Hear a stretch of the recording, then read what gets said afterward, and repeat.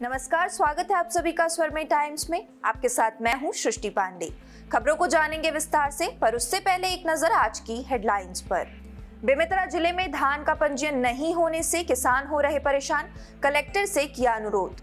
स्वामी आत्मानंद विद्यालय में हुआ जिला स्तरीय सांस्कृतिक कार्यक्रम का आयोजन। छत्तीसगढ़िया ओलंपिक के दौरान युवती हुई बेहोश, उपचार के दौरान हुई मौत। राजधानी रायपुर में हुआ अंतर्राष्ट्रीय कृषि मड़ई एग्री कार्निवल 2022 का भव्य आयोजन। 15 देशों से कृषि वैज्ञानिक पहुंचे शामिल होने। अब खबरें विस्तार से। बेमेतरा जिले में धान का पंजीयन नहीं होने से किसान बेहद परेशान हैं।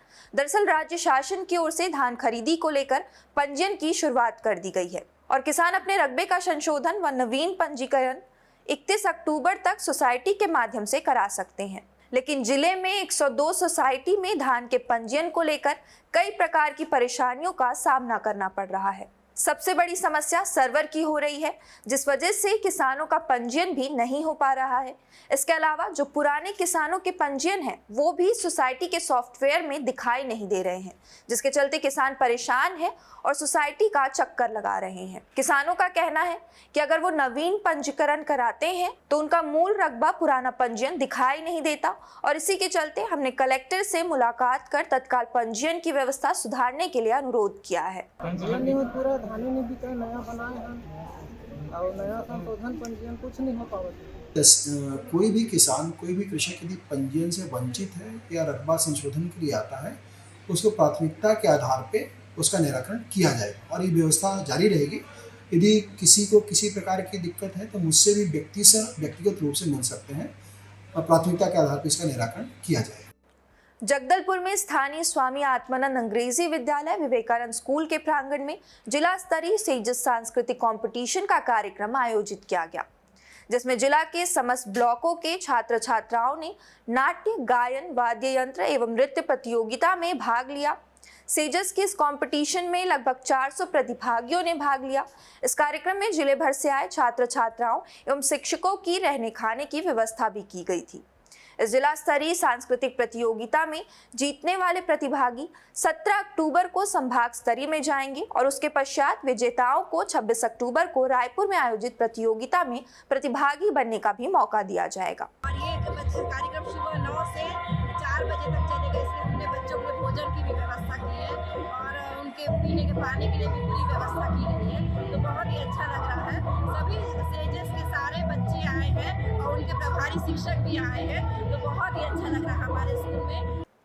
छत्तीसगढ़ में कुछ दिन पहले छत्तीसगढ़िया ओलंपिक का मुख्यमंत्री द्वारा शुभारंभ किया गया था, जिसके बाद हर स्तर पर खेलों का आयोजन हो रहा है।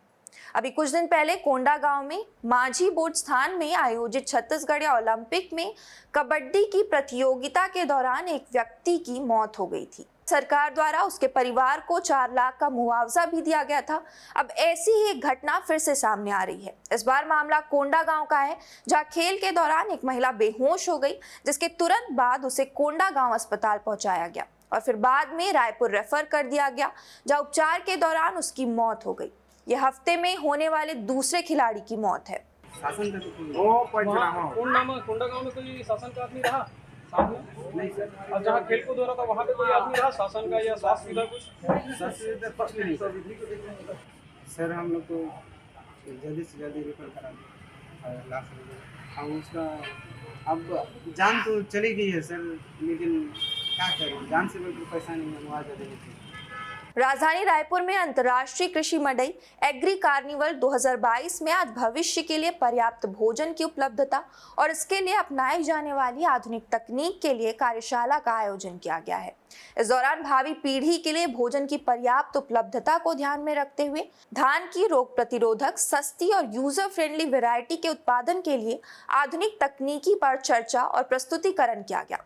कार्निवल में 10 अफ्रीकी देशों Uganda, Zimbabwe, Madagascar, Senegal, Ethiopia, Namibia, Ghana, Mali, Seychelles, South Asian देश, नेपाल, बांग्लादेश, श्रीलंका और भारत सहित लगभग 15 देशों के कृषि वैज्ञानिक शामिल हुए। इस पर कृषि मंत्री रविंद्र चौबे ने कहा कि हम आने वाले समय में एग्रीकल्चर में और किस तरह से विकास कर सकते हैं और एग्रीकल्चर मार्केट में लिंक करके हम किसानों को कैसे लाभ दे सकते हैं, इस सारे विषयों पर चर्चा होगी। हम लोग उम्मीद करते हैं कि ये 5 दिवसीय जो कार्निवल है उसमें छत्तीसगढ़ के लगभग 20 से 25 हज़ार किसान सीधा जुड़ेंगे, आएंगे, देखेंगे। जो नए नए उपकरण आए हैं, अभी हम लोग माननीय अध्यक्ष जी के साथ देखने गए थे, तो उसको भी किसान देखेंगे और आने वाले समय में छत्तीसगढ़ में कृषि के विकास की सारी संभावनाओं को इस कार्निवल के माध्यम से किसान महसूस करेंगे। देश प्रदेश की तमाम बड़ी खबरों से जुड़े रहने के लिए हमारे YouTube चैनल को लाइक, शेयर और सब्सक्राइब करना ना भूलें और लेटेस्ट खबरों के लिए बेल आइकन को प्रेस करें।